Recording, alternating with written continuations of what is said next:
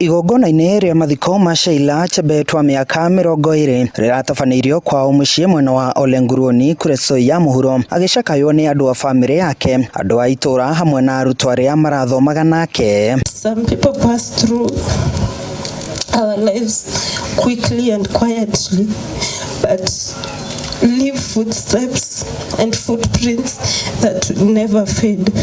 That was Sheila Chebet. Rest in peace, Msupa.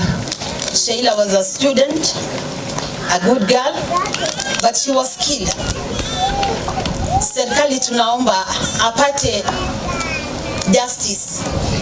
It is so painful to the family, losing their child, a beautiful girl that we have lost. Nĩ hĩndĩ ya igongona rĩrĩ aria mathingatĩte kĩhoto gĩa Sheila ũrĩa woragirwo nĩ mũrutwo ũĩkaine ũrĩa ihinda-inĩ rĩrĩ arĩkĩtie gũikio ngono.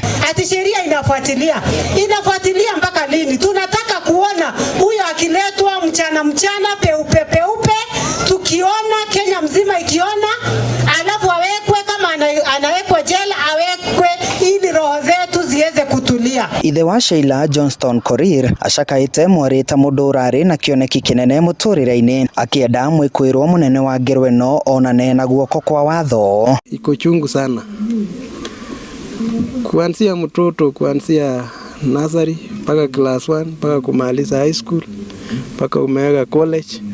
Hiyo ndio ngumu sana, lakini nimekujaribu, lakini sijafikisha mwisho. Ihinda-inĩ rĩu thirikari nĩ yoretio kwambĩka mĩtaratara mĩega ya kũgitĩra arutwo a mathukuru ma ngathĩ cia igũrũ, kuona makoretwo magĩtũngio ngero cia magigi mahinda kwa mahinda. Ona sheria isitengenezwe katika national kwamba ambayo itakuwa ikisuia na kusaidia wasichana wetu pamoja na vijana.